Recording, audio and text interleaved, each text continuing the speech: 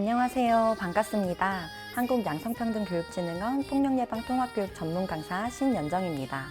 오늘 여러분께 안전한 가정문화에 대해서 이야기하기 위해 이 자리에 나왔습니다. 여러분, 혹시 지금 흘러나오는 즐거운 나의 집이라는 노래를 아시나요? 피아노를 배우신 분들이라면 아주 익숙하실 거예요. 저도 피아노를 배우면서 처음으로 연주한 노래가 즐거운 나의 집이랍니다. 이 노래의 영어 제목은 Home Sweet Home입니다. 그런데 놀랍게도 이 제목은 현재 반어적으로 사용되는 표현이에요. 즐거운 나의 집, 따뜻한 집 이런 뜻이 아니라 퍽이나 즐겁군 이런 의미로 전혀 즐겁지 않은 상황이거나 전혀 편안하지 않은 장소를 반어적으로 표현하는 관용구입니다. 집이란 어떤 공간이길래 즐거운, 따뜻한 이런 말이 붙는 걸까요? 여러분이 생각하기에도 집은 정말로 따뜻한 곳일까요? 그리고 또 실제로는 집이 어떤 공간이길래 홈, 스위트 홈 이런 표현을 반어적으로 사용할까요? 확실한 것 한 가지는 집, 가정은 저절로 따뜻한 곳이 되는 게 아니라는 점입니다. 가족 구성원들 모두가 노력해야 정말로 따뜻한 곳이 될 수 있죠. 오늘 이 시간 어떤 노력이 안전하고 따뜻한 가정을 만들 수 있을지 고민해 봅시다. 우리나라는 1990년대에 들어서 가정폭력 추방운동이 시작되었는데요. 방지법이 만들어지는 과정도 참 다사다난했답니다. 한국에서 가정폭력 발생률이 가장 높아졌던 시기가 있습니다. 언제일까요? 바로 IMF 외환위기 시기입니다. 서울지방경찰청 통계자료에 따르면 1998년 936건이던 가정폭력 발생 건수가 IMF 외환위기가 확산된 이듬해 3,996건으로 4배 가까이 늘었습니다. 실직률이 높아지고 가정에 머무는 시간이 많아지자 가정폭력이 증가한 것입니다. 이런 걸 불황형 가정폭력이라고 부르는데요. 경제적 상황이 나빠지면서 생기는 불안을 가족에게, 특히나 나보다 힘이 약한 가족에게 폭력으로 표출하는 것을 말해요. 이제 우리는 질문해 볼 수 있겠죠. 과연 집은 정말로 따뜻한 곳일까요? 어쩌면 따뜻한 곳이라는 이 생각은 가정폭력 문제를 가리고 있는지 모릅니다. 가정은 폭력이 발생해도 집이라는 특성 때문에 해결이 어려운 공간이 됩니다. 가족을 사회의 가장 작은 단위라고 말하기도 합니다. 가족 안에서 일어나는 일들은 개인의 문제만이 아니라 사회적 문제이기도 한 거죠. 그렇다면 사회 구성원인 여러분과 우리가 관심을 갖고 해야 할 일이 있다는 거겠죠.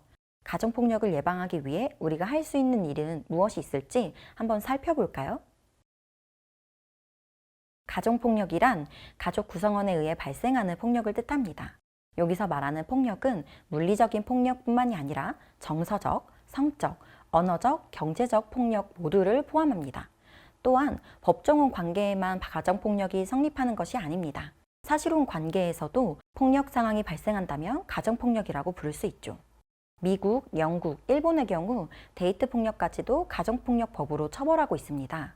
데이트 폭력과 가정폭력의 공통점 때문입니다. 그 공통점은 무엇일까요? 바로 친밀한 관계에서 발생하는 폭력이라는 점입니다.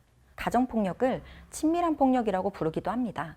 친밀한 관계에서 발생하는 폭력이기 때문이에요. 친밀한 관계에서 어떻게 폭력이 발생할 수 있을까요? 상대가 갖고 있는 친밀감을 이용하고 이를 통제의 수단으로 사용하면서 폭력이 일어납니다.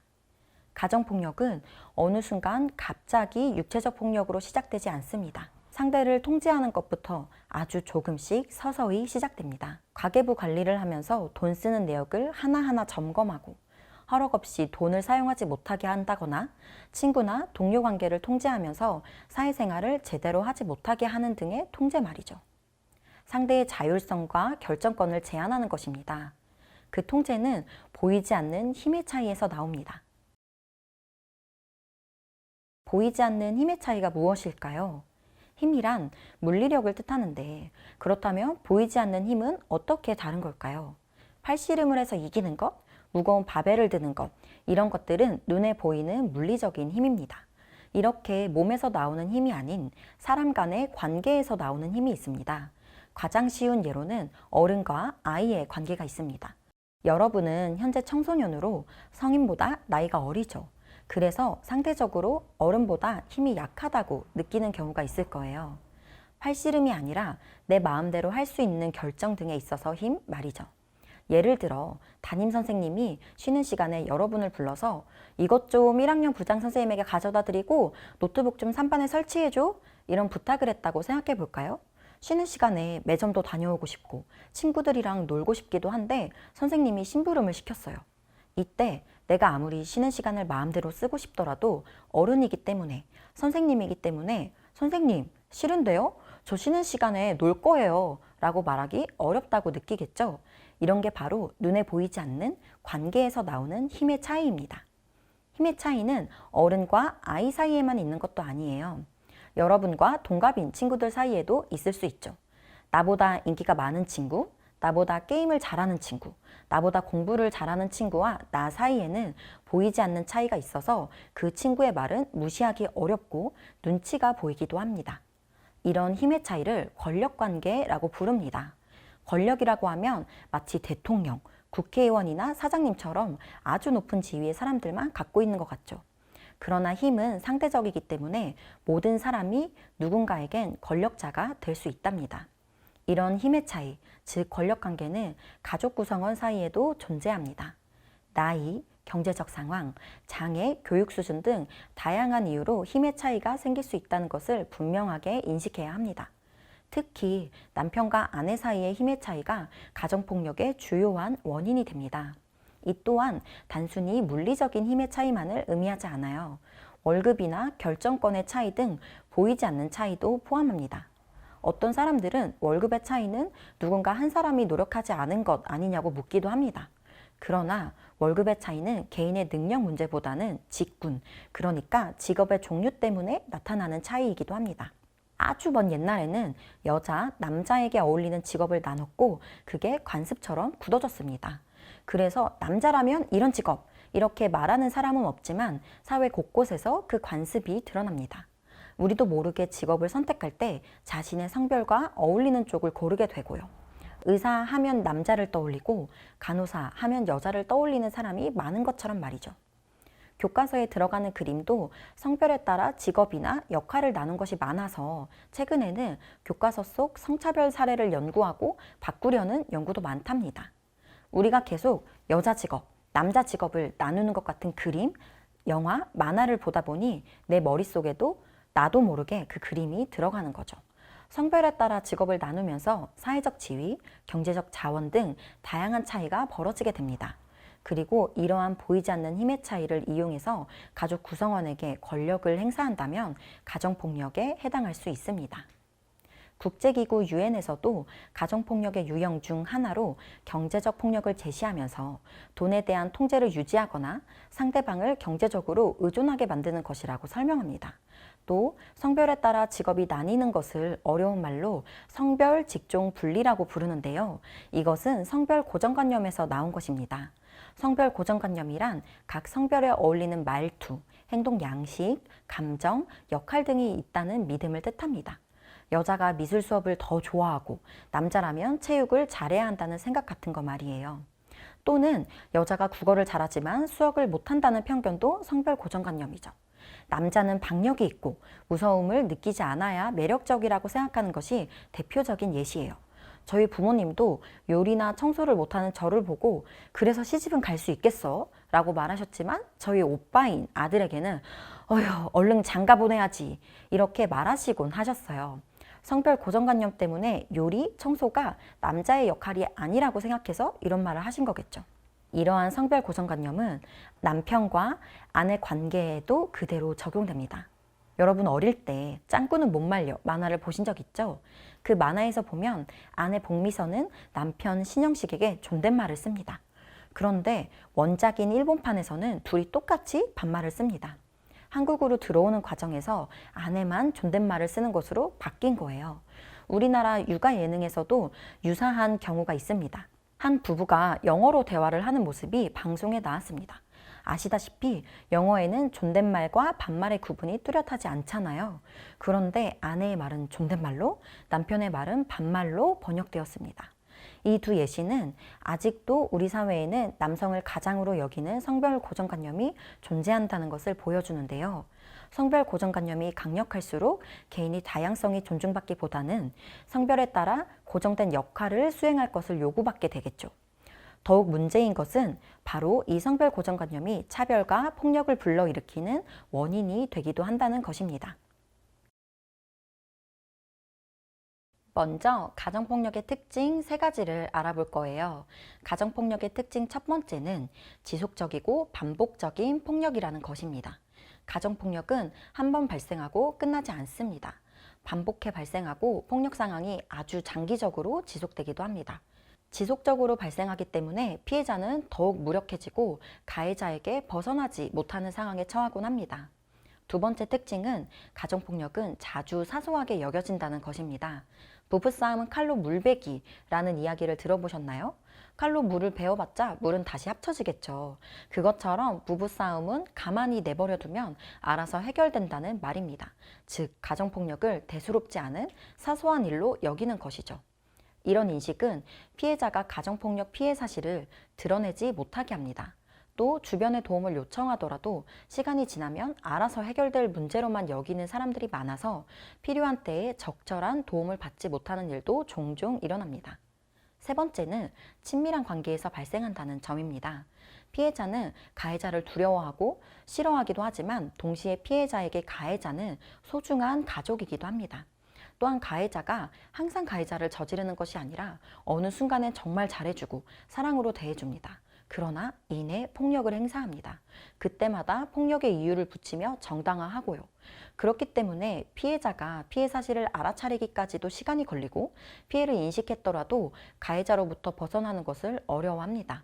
이제부터 우리는 성별 고정관념에서 벗어나고 가정폭력에 대한 생각을 바꿀 필요가 있습니다. 우리의 생각이 가정폭력을 유지하고 가정폭력 피해자의 대응에 나쁜 영향을 미치니까요. 잘못된 인식을 바꾸는 것이 작은 일 같아 보이지만 세상을 바꾸는 것은 작은 일에서 시작됩니다. 우리의 생각은 관습이 되고 법과 제도가 되고 문화가 될 거예요. 여성과 남성의 역할이 다르지 않고 여자와 남자의 관계 역시 평등하다는 생각은 안전하고 평등한 가족 문화를 만드는데 아주 중요한 자원이 될 거예요. 그렇다면 안전하고 평등한 가족 문화란 무엇일까요? 우선 안전하려면 폭력이 없어야겠죠. 가족 중 누군가가 위험에 처하고 그 상황을 벗어날 수 없는 상태라면 안전한 가족이라고 말할 수 없습니다. 또 평등이란 것, 가족 모두가 같은 의사결정 능력을 갖고 소통할 수 있다는 것을 말합니다. 가족 중 누구 한 사람의 힘이 너무 세서 다른 가족을 억압한다면 불평등하다고 볼 수 있겠습니다. 또 어떤 것이 있을까요? 다음은 제가 생각하고 있는 평등한 가족 점검 리스트입니다. 우리 가족은 어떤지 한번 점검해 봅시다. 1. 외식 메뉴, 가족 여행지 등을 정할 때 가족 중 한 사람의 의견이 더 중요하다. 2. 가족 구성원의 역할이 성별에 따라 정해지고 분리되어 있다. 3. 자녀는 부모님의 말을 따라야 하고 거역하면 안 된다. 4. 중요한 일은 늘 가족 중 한 사람에게 허락을 받는다. 5. 가족의 휴대폰 검사, 일기장 검사 등이 당연하고 거절할 수 없다. 6. 가족의 기분이 안 좋을 때에는 나의 잘못이 아니더라도 괜히 위축되고 눈치를 보게 된다. 7. 가족 중 한 사람이 경제력과 경제적 결정권을 전부 갖고 있다. 8. 사랑하는 마음과 아끼는 마음이 있다면 체벌은 가정폭력이 아니다. 여러분의 가족은 몇 개나 해당되나요? 4개 이상 해당된다면 평등한 가족이라고 말할 수 없을 거예요. 사실 저 항목들은 모두 불평등한 가족의 모습을 보여주는 것이랍니다. 가족 중 한 사람의 결정만 따라야 한다는 건 아마 보이지 않는 힘의 차이가 있다는 거겠죠? 아무리 사랑하는 마음, 잘 되길 바라는 마음이 있더라도 때릴 수는 없습니다. 폭력은 어떤 것으로도 정당화될 수 없거든요. 그리고 사랑하는 마음으로 자녀를 체벌한다고 하지만 사실 그것은 권력관계를 기반으로 합니다. 아무리 자녀가 부모님을 사랑하고 부모님이 잘 되길 바란다고 하더라도 부모를 때리는 게 용납되지는 않잖아요. 사실 때릴 수 있기 때문에 때리는 것뿐이죠. 가족의 휴대폰이나 일기장을 검사하는 것도 필요 이상으로 통제하는 것일 수 있습니다. 보호의 목적으로 휴대폰을 확인해야 할 때는 그 이유를 정확하게 설명하고 일시적인 확인이라는 것을 분명히 해야겠죠. 아무리 가족이어도 상대의 경계를 침범할 수는 없으니까요. 그러면 조금 더 자세히 평등한 가족이 무엇인지 얘기해 볼까요? 여러분은 평등한 가족이 되기 위해서 어떤 것이 필요하다고 생각하나요? 마음속에 한 가지씩 생각해 보세요. 이게 있어야 평등한 가족이야.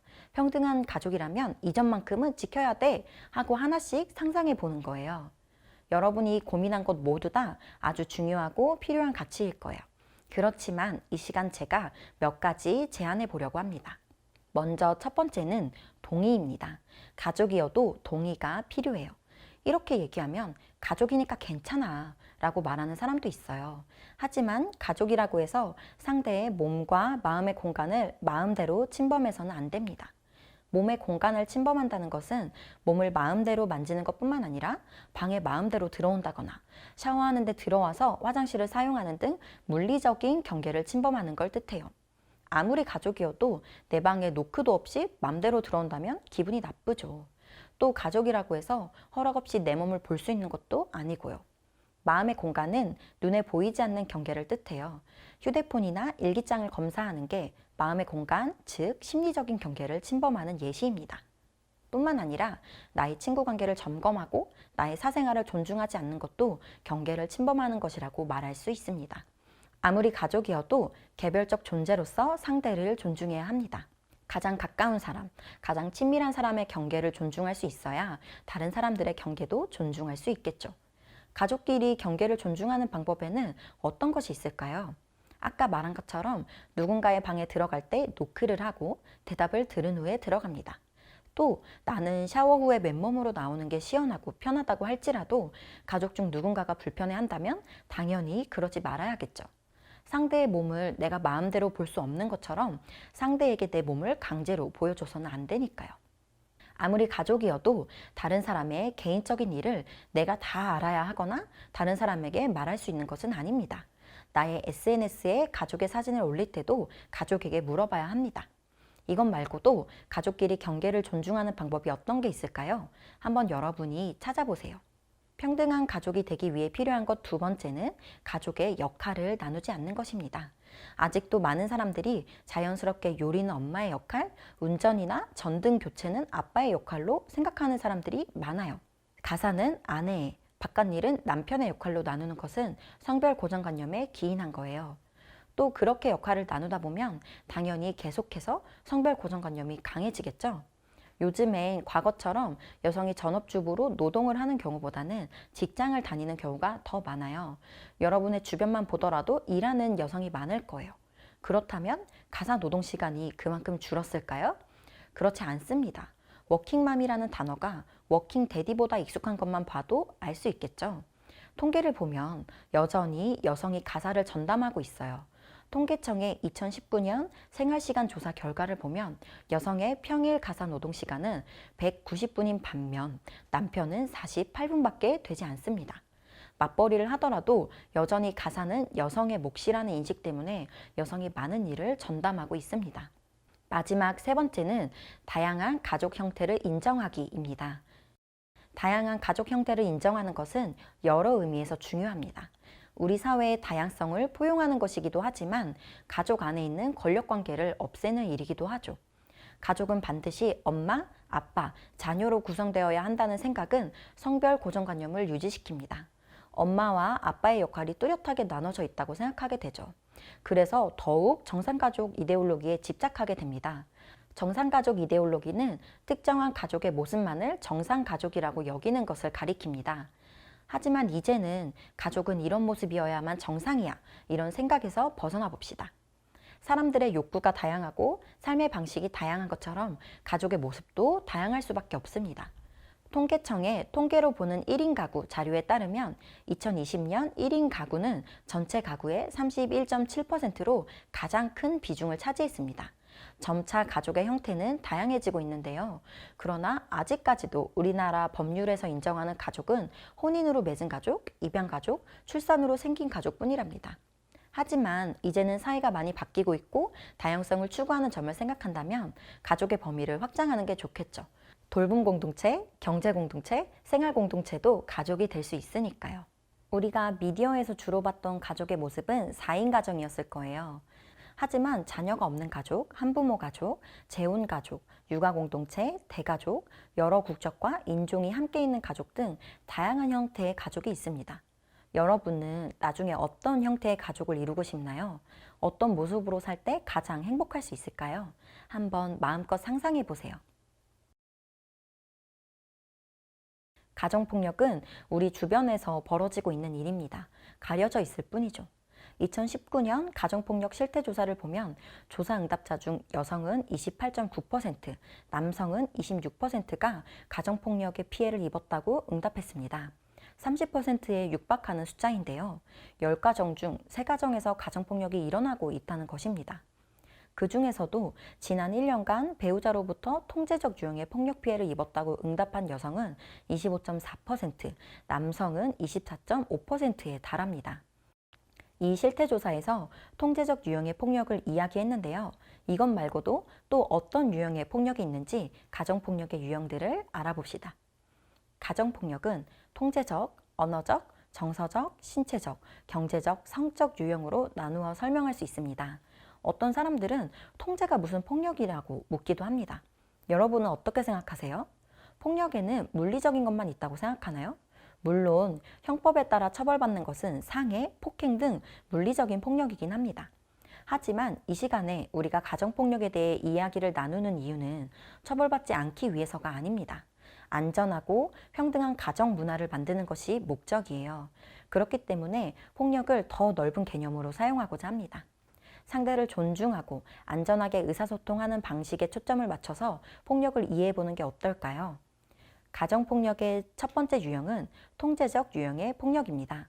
통제적 유형은 말 그대로 상대의 행동, 옷차림, 인간관계 등을 통제하고 감시하는 것을 말합니다. 예를 들어 휴대폰 검사, 옷차림 단속, 친구 관계의 필요 이상으로 관여, 가계부 검사를 하면서 마음대로 돈을 쓰지 못하게 하는 것 등이 있습니다. 오늘 또 걔 만났어? 내가 만나지 말라고 했잖아. 걔 만날 때 앞으로 나 데리고 나가. 이런 말을 한다거나 휴대폰 좀 줘봐. 누가 맘대로 비밀번호 설정해두래? 이런 말이 바로 통제와 감시의 말이죠. 통제적 유형의 폭력은 작은 일로 보이기도 합니다. 별로 해가 없다고 생각되기도 하죠. 하지만 통제적 유형이 지속되면 상대가 스스로 결정을 하지 못하고 자신의 감정이나 선택에 대한 확신을 잃게 됩니다. 나중에는 가해자의 눈치를 보게 되고 나 스스로가 나의 행동을 통제하게 되죠. 그러면 가해자는 내 말을 잘 들어야 한다는 무언의 메시지를 주면서 상대를 조종하는 게 더 쉬워집니다. 신체적 폭력을 가할 때도 내 말을 듣지 않아서 그렇다며 폭력의 이유를 만들죠. 그 기반에는 상대를 통제할 수 있다는 생각이 있습니다. 그래서 통제도 분명히 폭력인 것이죠. 두 번째는 언어적 유형입니다. 비난, 욕설, 수치심이나 공포감을 주는 말, 상대가 싫어하는 별명 부르기, 욕하기 등이 있습니다.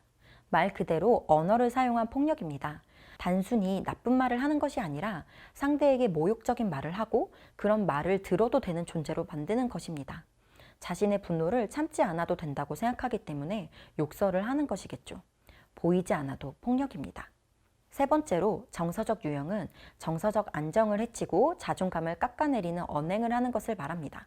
예를 들어 화를 낼 것처럼 행동해서 스킨십을 거절하지 못하게 하는 것, 죄책감을 심어줘서 보상 행동을 하게 하는 것, 상대의 결정을 맹비난하여 자존감을 깎아내리는 것이 있습니다. 소리 지르고 위협하는 것도 포함되죠. 넌 어떻게 내가 할 줄 아는 게 없냐? 나니까 너랑 살아주지. 이런 말을 하는 게 바로 정서적 폭력이라고 할 수 있어요. 네 번째는 신체적 유형입니다. 신체에 폭력을 가하는 행위를 말해요. 때리기, 밀치기, 물건 던지기, 상해 입히기, 결박하기 등이 있습니다. 물리적인 폭력이라고 해서 앞에 다른 유형의 폭력보다 더 크다고 말할 수는 없습니다. 그러나 몸의 안전을 해치는 것은 생명과 직결되기 때문에 그 점에서 더욱 위험한 것이죠. 다섯 번째로 경제적 유형입니다. 자신의 경제력을 이용해서 상대를 통제하는 것부터 경제적인 부담을 주거나 경제적 어려움에 처하게 하는 행위를 말합니다. 돈 빌리고 갚지 않는 것, 비상식적 이자를 요구하는 것, 선물을 강요하는 것, 원치 않는 선물이나 금전을 주는 것 등이 있습니다. 경제적 부담을 주는 것이 폭력일까요? 선물이나 돈을 주고 그것을 빌미로 상대의 행동을 통제하거나 관계를 끝내지 못하게 할 수 있기 때문이죠. 그렇게 하지 않더라도 상대가 원치 않는데 경제적 부담을 계속 주는 것은 당연히 존중의 태도라고 할 수 없습니다. 상대의 의지에 반해서 하는 행동은 폭력적이라고 말할 수 있죠. 마지막으로 성적 유형의 폭력입니다. 성을 매개로 상대의 결정권을 침해하는 행동을 말합니다. 원치 않는 성적 행동을 하는 것, 원치 않는 장소에서의 스킨십, 피임 도구를 사용하지 못하게 하는 것, 임신, 성병에 대해 책임지지 않는 것 등이 있습니다. 부부 사이, 연인 사이라고 하더라도 서로가 원치 않는다면 당연히 성적 행동을 해서는 안 되겠죠. 가정폭력의 유형들, 짧은 설명만으로는 머릿속에 그려지지 않죠. 그럼 이제 우리 주변에서 일어날 수 있는 가정폭력의 모습이 어떤 것인지 함께 살펴봅시다. 안녕하세요. 중학교 1학년 학생입니다. 제 사연은 저희 가족에 대한 이야기입니다. 저희 집은 엄마, 아빠, 저 셋이 살고 있고 오늘은 그 중에서 저희 아빠에 대해 말해볼게요. 저는 어렸을 때 정말 아빠 같은 어른이 되고 싶었어요. 아빠는 우리 집의 든든한 기둥이었고 늘 가족을 위해 일하셨어요. 집안 형편이 넉넉한 편은 아니었지만 그래도 저와 엄마가 있다는 사실만으로 항상 힘이 난다고 하셨어요. 제가 초등학교 4학년쯤 되었을 때 갑작스럽게 아빠가 다니시던 직장이 부도가 났고 아빠는 가리는 것 없이 일하시기 시작했습니다. 그리고 그때부터 저희 가족의 모습도 180도 변하게 됐습니다. 아빠는 그맘때쯤부터 돈에 완전히 예민해지기 시작했어요. 평소에 종종 주시던 용돈은 자연스럽게 없어졌고 학교 생활하는데 필요한 것들을 사는 데에도 하나하나 얼만지를 따지셨습니다. 준비물 하나가 왜 이렇게 비싸냐고 항상 짜증 섞인 말씀을 하시니까 그 외에 용돈을 달라는 말도 못하겠더라고요. 왠지 제가 짐처럼 느껴지기도 했고요. 상황이 이렇다 보니까 점점 친구들이랑 노는 것도 어려워졌어요. 떡볶이 먹으러 가자고 친구들이 그러는데 그것도 다 돈이고 매번 얻어먹을 수도 없어서 그냥 자리를 피해버리게 되더라고요. 이러다 보니 저도 나름대로 비상금이 있어야 될 것 같아서 혹시 준비물 사고 남은 돈 있거나 엄마가 아빠 몰래 조금씩 용돈을 주시면 따로 숨겨뒀어요. 저도 친구들이랑 놀고 싶기도 하고 갖고 싶은 걸 용돈 모아서 친구들처럼 사고 싶었어요. 무엇보다 매번 허락을 받고 돈을 쓰는 게 너무 싫었습니다. 그러던 어느 날 아빠가 화가 난 목소리로 절 불렀고 아빠에게 가보니 제 비상금 봉투가 앞에 놓여져 있었어요. 아빠는 따로 비상금을 만든 제가 집안에 도둑이나 다름없다고 절 몰아세웠어요. 뒤에서 이렇게 돈 빼돌리는 건 도둑이나 하는 행동이라고요. 덩달아 제게 용돈을 주신 엄마까지 그날 아빠의 분노를 받아내야 했습니다. 아빠는 저랑 엄마가 자기가 벌어다 주는 돈으로 살고 있으니까 다 아빠 허락을 받아야 한다고 했어요. 밖에서 돈 버는 게 얼마나 힘든 줄 아냐고, 요샌 일자리도 많이 없어서 굳은 일이라도 할 수밖에 없다고요. 그날 이후로 저는 제가 쓰는 모든 돈을 정확히 어디에 썼는지, 아빠가 주신 돈에서 잔돈은 얼마나 남았는지까지 말씀드려야 했어요. 그 금액이 안 맞으면 용돈은 받을 수 없었고요. 어떻게 돈 관리를 하는지 감시해야겠다고 하면서 엄마한테도 가계부를 쓰라고 했어요. 처음에는 짜증나고 화도 났는데 다 우리 가족 먹여 살리려고 일하시다가 힘들어진 거라고 매번 말씀하시니까 그냥 제가 아빠를 이렇게 만든 것 같아서 이젠 죄책감이 들어요. 우리 가족이 좀 넉넉했으면, 아니 저라도 없었으면 이렇게까지 아빠가 돈 하지는 않을 것 같다는 생각도 들었고요. 지금이라도 아르바이트를 할까 생각도 드는데 현실적으로 전 아직 미성년자고 일하는 것까지 들키면 정말 영영 아빠랑 관계가 회복되지 않을 것 같아요. 어쨌든 아빠가 집안의 생활비를 벌어다 주시는 건 감사한 일이기도 하고 다 저를 위해서라고 하시는데 표현이 좀 과격하긴 해도 그게 맞는 말인 것 같아요. 저는 어떻게 하면 좋을까요? 아빠가 돈 얘기를 할 때마다 이제 정말 숨이 막히는 기분이 들고 제가 할 수 있는 게 아무것도 없는 것처럼 느껴져서 화도 나요. 그런데 아빠를 그렇게 만든 게 저 때문인 것 같고 또 현실적으로 아빠를 벗어나면 더 경제적으로 답 없는 상황이 닥칠 게 뻔하고 괴로우면서도 죄송한 마음이 동시에 들면서 너무 답답하고 혼란스럽습니다. 안녕하세요. 익명으로 사연을 보내봅니다. 저는 제 엄마에 대해서 이야기해보고 싶어요. 엄마 앞에서 저는 항상 부족한 사람이 되는 것 같은 기분이 듭니다. 정말 제가 부족한 사람인 걸까요? 일단 엄마는 제가 중학교에 들어간 이후로 항상 밥 먹을 때 제 몸매에 대해서 이야기하십니다. 그것도 되게 구체적으로 보통에서 통통으로 가고 있는 것 같다. 그러니까 조금 적게 먹어라 하는 식으로요. 항상 제가 얼마나 살이 쪘는지, 어디가 어떻게 찐 것 같은지를 말씀하시니까 처음에는 그냥 그러려니 생각했는데 이젠 저도 제가 살쪘나 싶기도 하고 점점 신경이 쓰이더라고요. 하루는 엄마가 제 선물을 사왔다면서 나와보라고 하는 거예요. 부엌에 가보니 식탁에 한가득 다이어트 보조제 같은 것들이 있더라고요. 엄마한테 이거 뭐냐고 물어보니까 요새 유행하는 다이어트 제품이라면서 오늘부터 챙겨 먹으라고 하시는 거예요. 집 앞에 있는 헬스장도 미리 끊어놨으니까 운동이랑 병행해서 한번 다이어트 도전해보라고요. 저는 너무하다 싶어서 엄마한테 이렇게까지 해야 하냐고 처음으로 화내봤어요. 그랬더니 엄마는 오히려 너무 상심한 얼굴로 저를 쳐다보시더라고요. 엄마는 다 너 더 예뻐지고 건강해지라고 신경 쓴 건데 이렇게까지 화낼 건 없지 않냐면서 엄마는 오히려 어릴 때 아무도 자기 건강을 신경 써주는 사람이 없어서 그게 너무 서운했다고. 그래서 저는 제 나이 때 제일 건강하고 예쁠 수 있게 신경 써주는 거라고 하셨어요. 그 말을 들으니까 괜히 엄마한테 죄송해지기도 하고 살 빼는데 지원받고 싶은 건 다 해달라고 하라는데 정말 엄마가 절 염려하셔서 하는 말인 것 같이 느껴졌어요. 점점 그래 솔직히 지금 좀 살찌긴 한 것 같아 하는 생각도 들었고요. 그날 이후로 저는 항상 다이어트 보조제를 들고 다니게 됐어요. 엄마가 비싼 돈 들여서 사준 건데 싶어서 진짜 열심히 챙겨 먹었고 너무 피곤한 날에도 헬스장에 빠지지 않고 나갔습니다. 근데 이상하게 점점 음식만 보면 너무 먹고 싶은 마음은 드는데 상심했던 엄마 얼굴도 떠오르고 먹으면 안 될 것 같은 기분이 들기 시작했어요. 음식을 먹을 때마다 죄책감이 들었고 거울 앞에 설 때마다 항상 제가 뚱뚱해 보였습니다.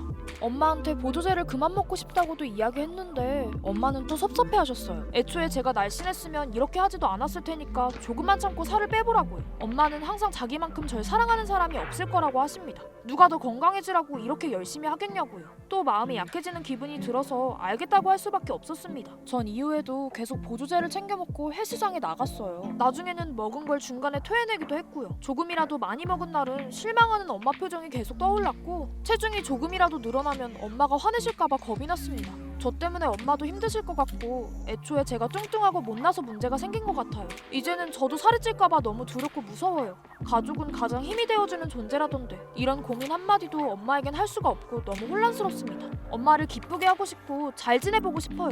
그렇지만 저는 왜 이렇게 작아지는 기분일까요? 저는 어떻게 해야 할까요? 이 사연들에서 보듯 폭력의 유형들은 완전히 나누어지는 것들은 아니에요. 각각 폭력들은 중첩되어 나타나기도 합니다. 신체적 유형과 성적 유형이 같이 나타날 수도 모든 유형의 폭력 피해가 동시에 발생할 수도 있겠죠.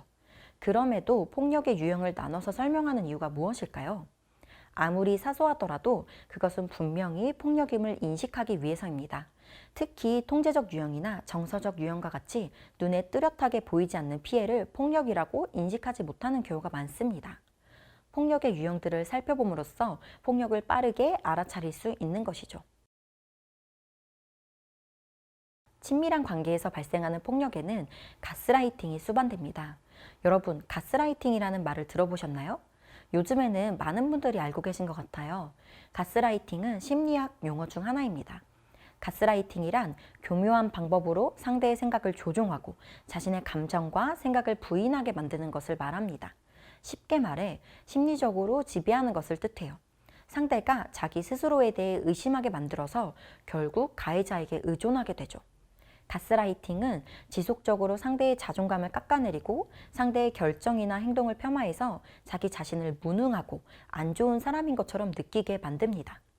또는 피해자가 자신의 불편한 감정을 표현할 때 네가 너무 예민한 거야 라고 말하면서 아무 문제가 없다고 계속 주장하는 것도 가스라이팅 중에 하나입니다.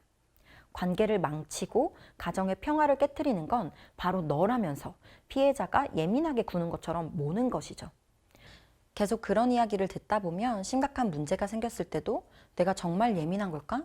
내가 너무 심리적으로 불안한 상태인가? 하고 스스로를 의심하게 됩니다.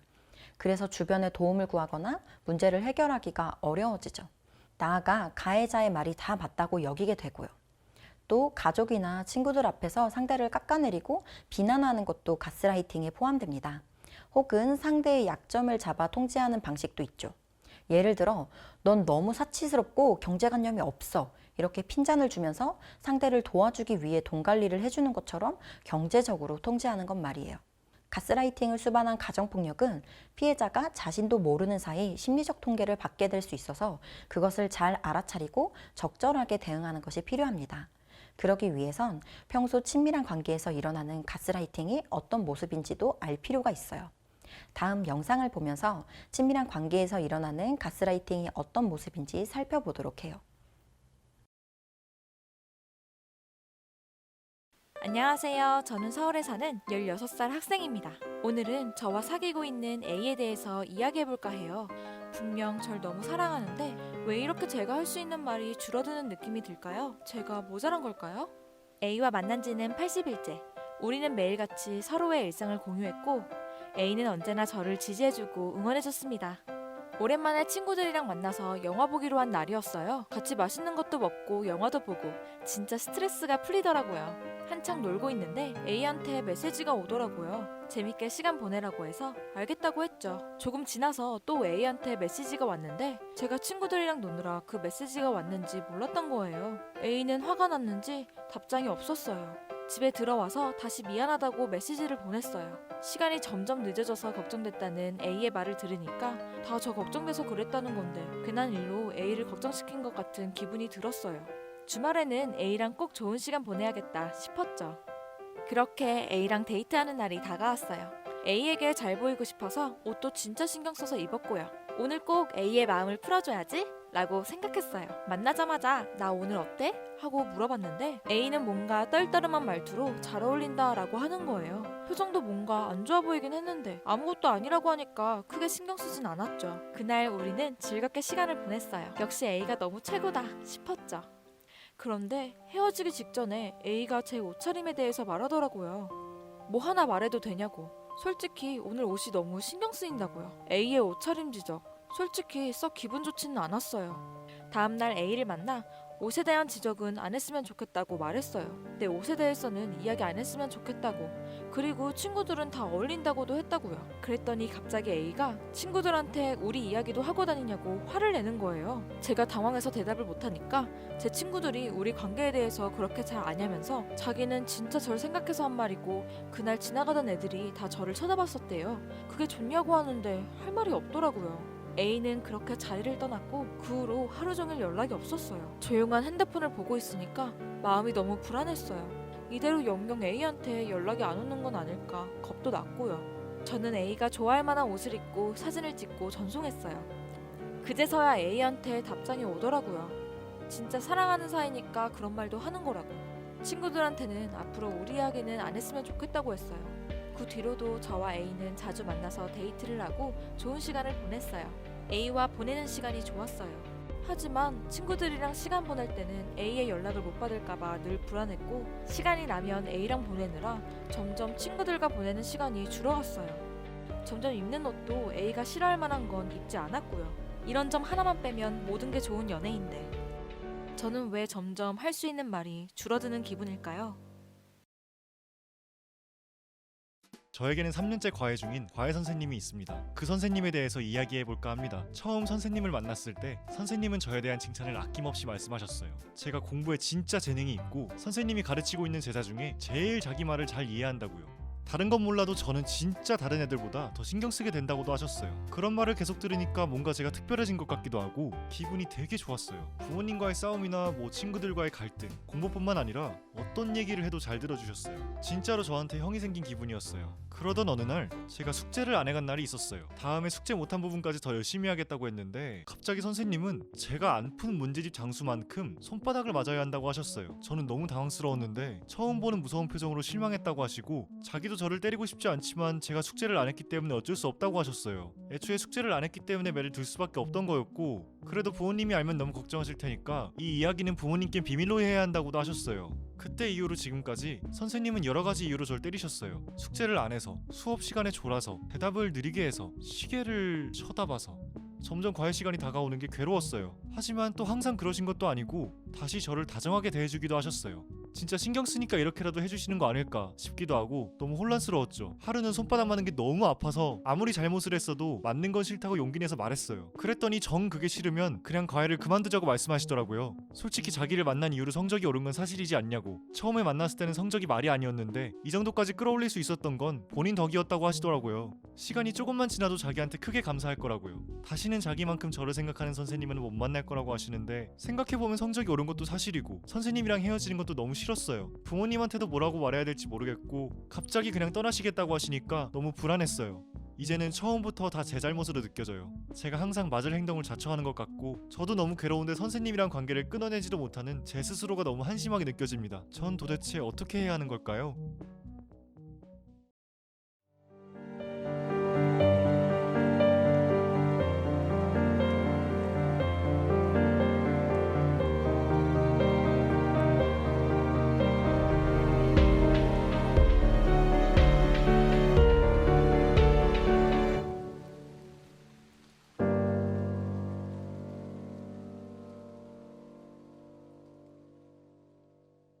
가스라이팅의 사례들을 보면 어떤 공통점이 눈에 보이나요?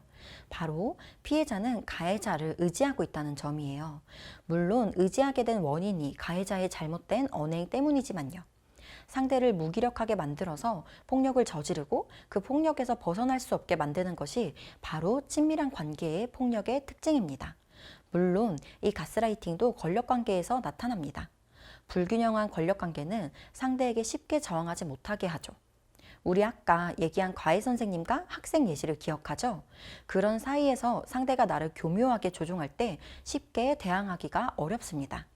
그게 반복되고 지속되다 보면 나중에는 스스로 그 상황을 인지하기도 어려워지는 것이죠. 다음은 제가 만든 가스라이팅 체크리스트입니다. 이 체크리스트를 통해서 과연 나는 나도 모르게 상대를 조종하지는 않았는지, 내가 가스라이팅 피해를 입고 있는 것은 아닌지 확인해 볼까요? 1. 자주 내가 너무 예민한 것인지 스스로에게 의심이 생긴다. 2. 왠지 몰라도 결국엔 상대의 방식대로만 일이 진행된다. 3. 상대의 행동에 대해서 주변 사람들에게 자주 변명을 하게 된다. 4. 무언가 결정을 할 때 상대의 눈치가 보인다. 5. 상대에게 사과를 하거나 변명을 하는 일이 많다. 불균형한 권력관계에 있다고 무조건 가스라이팅을 당하는 걸까요? 당연히 그런 건 아닙니다. 우리 스스로가 가스라이팅에서 벗어날 수도 있습니다. 우리는 무기력하기만 한 존재는 아니니까요. 먼저 스스로의 감정에 확신을 갖는 연습을 해보는 거예요. 무언가 감정이 느껴질 때 내가 너무 예민한가 봐 라고 생각하는 분들이 많은데요. 우리는 얼토당토 없이 이상한 감정을 느끼지 않습니다. 그 감정을 느낄만 했으니까 느끼는 것입니다. 화가 난다면 당연히 화가 날 만한 일인 거고 서운하다면 서운할 만한 일인 거예요. 물론 사람마다 그 기준은 다르겠죠. 그래도 내 감정에는 다 이유가 있는 것입니다. 그 당시에는 잘 생각하지 못했더라도 무언가 이상한 말이었다는 생각이 든다면 그냥 넘어가지 마세요. 일기를 써봐도 좋고 내 감정이나 생각을 키워드로 써봐도 좋습니다. 그렇게 천천히 다시 생각해 보면서 정말 맞는 말인지, 내게 해가 되는 말은 아닐지, 내가 그것을 그대로 인정해도 좋을지 고민해 보는 거예요. 물론 내가 정말 자주 실수를 하거나 잘못을 했을 때도 있죠. 그렇더라도 상대가 나를 존중한다면 타박하는 것이 아니라 그 문제를 함께 해결하려고 하고 같이 걱정해 줘야겠죠. 어떤 이유에서도 나를 깎아내리거나 나에게 유해한 말이나 행동을 하는 것은 정서적 폭력이에요. 그런 말을 들을 때는 여러분이 잘못했다고 생각하지 않아도 괜찮아요. 또 이미 가스라이팅 상황이라면 그걸 알아차리는 것만으로도 정말 대단한 일이랍니다. 그러니까 좀 더 용기를 내서 상대와 조금씩 심리적인 거리를 두는 것도 좋은 방법이 될 거예요. 무엇보다 여러분이 여러분 스스로의 편이 되어주세요. 이렇게 가스라이팅에 대응할 수 있듯이 우리가 가정폭력에 대응할 수 있는 방법도 있습니다. 가정폭력 피해를 입었다고 해서 무력한 상황에만 놓이는 건 아니랍니다. 물론 자신감과 자존감이 떨어질 수 있어요. 그렇다고 아무것도 못하는 건 아니에요. 여러분을 도와줄 수 있는 사람과 기관도 많답니다. 하나씩 알아볼까요? 먼저 가정폭력이 일어났다면 나의 안전을 확보하는 것이 가장 중요합니다. 다른 가족을 도울 때도 나의 안전이 위협되지 않는 범위에서 도움을 주어야 합니다. 내가 안전하지 못하면 다른 사람도 도울 수 없으니까요. 나의 안전을 확보하기 규칙을 세우고 자세히 방법을 알아봅시다. 첫 번째, 증거 남기기. 언어적 폭력 피해를 입을 때는 녹음을 해둡니다. 녹음을 할 수 없는 상황이었다면 일기에 써두는 것도 좋아요. 폭력에 대해 상세히 기록해두는 것이 좋은데요. 일기 등 기록을 할 때는 기억나는 것과 기억나지 않는 것을 구분해서 적습니다. 예를 들어 무슨 요일이었는지 기억나지만 정확한 시간은 기억나지 않는다. 이렇게 적는 거죠. 신체적 피해를 입을 경우엔 멍이나 상처 사진을 남겨두세요. 당연히 치료도 받아야 하고요. 병원에서 치료를 받을 때는 진단서를 남겨두어야 합니다. 꼭 당장 신고를 하지 않더라도 상담을 받을 때도 유용하고 언젠가 신고를 한다면 아주 중요한 자료가 되니까요. 두 번째, 내가 원하는 것과 나에게 필요한 것 생각하기. 먼저 가정폭력 피해 상황에서 어떤 방식으로 벗어나고 어떻게 해결하고 싶은지 고민해 보세요. 당장 가족과 헤어지거나 신고를 하고 싶지 않을 수도 있잖아요. 반드시 신고를 해야만 하는 것도 아니랍니다. 고소를 하더라도 그 과정이 복잡하고 아주 길게 이어질 수도 있기 때문에 여러 가지를 생각해 봐야 합니다. 그냥 가해자와 따로 사는 것만을 원할 수도 있고 완전히 법적으로 남이 돼서 다시는 만나고 싶지 않을 수도 있죠. 혹은 가해자를 처벌하는 것을 원할 수도 있고요. 내가 원하는 것에 따라서 해결 방식이 달라집니다. 나의 목표를 설정해 두면 전문가 상담을 받을 때도 도움이 돼요. 세 번째, 지지자 만들기. 언제든 도움을 받을 수 있고 피해가 더 커지지 않도록 주변에 지지 체계를 만들어 둡니다. 이웃이나 친구, 선생님에게 피해 사실을 알리고 도움을 받는 거예요. 이웃에게는 폭력 소리가 들리면 즉시 신고해 줄 것을 요청하세요. 또 따로 떨어져 사는 가해자가 학교에 찾아오거나 전화를 하는 경우도 있습니다. 선생님에게 얘기해서 찾아오거나 전화를 해도 연결되지 않도록 미리 말을 하는 것도 좋은 방법이에요. 또 지금 내게 필요한 게 무엇인지 찾아보고 주변인에게 도움을 요청하세요. 신고할 때 증인이 되어달라고 부탁할 수도 있어요. 밥을 잘 못 먹어서 같이 맛있는 걸 먹어달라고 하거나 얘기를 들어달라는 작은 부탁도 좋아요. 또 친구네 잠시 머물 수도 있고 병원을 같이 가달라고 할 수도 있겠죠. 내게 필요한 게 무엇인지 살펴보는 것도 도움을 요청하는 것도 피해에서 벗어나는 데 중요한 자원입니다. 네 번째, 전문가의 도움받기. 주변인의 도움을 받는 것도 중요하지만 전문가의 도움을 받는 것도 중요합니다. 우리는 사실 가정폭력에 대해 자세히 배운 적이 없어요. 화재 대피 훈련을 매년 받아도 막상 화재 상황에는 많은 사람이 패닉에 빠지곤 하잖아요. 가정폭력 피해 상황에서도 마찬가지입니다. 가정폭력 대처 방법을 잘 알아도 피해 상황에는 도움을 받는 게 좋아요. 특히 법률적인 해결 과정에서는 전문가의 도움이 있다면 아주 든든할 거예요. 우리나라에는 가정폭력 피해자를 위한 여러 지원 서비스가 있습니다. 상담, 의료, 법률, 보호, 숙식 등의 지원 서비스를 통해 가정폭력 피해자를 보호하고 일상에 복귀할 수 있도록 돕고 있어요. 내가 어떤 서비스를 받을 수 있는지 잘 모르겠다면 먼저 상담을 받아보세요. 가정폭력 신고 전화나 피해자 상담 전화는 1366입니다. 365일 24시간 긴급 서비스와 상담을 지원합니다. 가정폭력 피해자를 위한 숙식 제공 서비스도 있습니다. 가정폭력 가해자와 분리하고 심리적, 신체적 안정을 취할 수 있도록 임시 피난처를 제공합니다. 또한 치료 서비스도 있습니다. 가정폭력 피해로 인한 신체적, 정신적 치료를 지원합니다. 의료보건 서비스와 함께 상담도 지원하고요.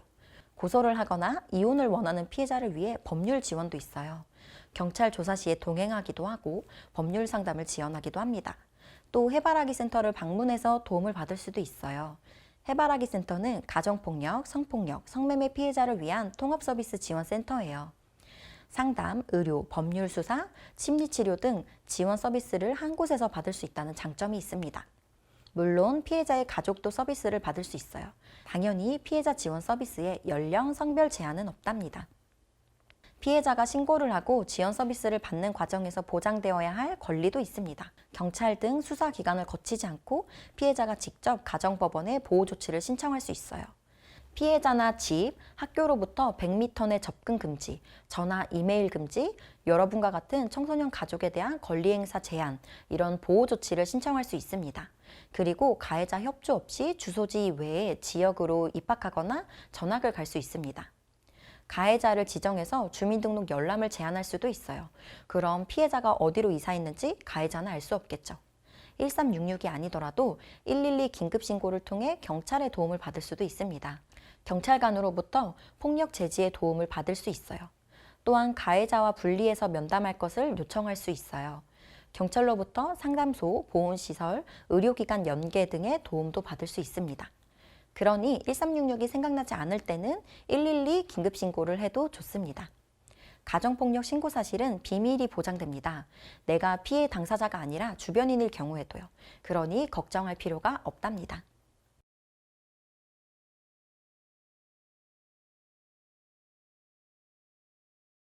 지금까지 가정폭력이 무엇인지, 가정폭력 상황에 어떻게 대처해야 하는지 알아봤습니다.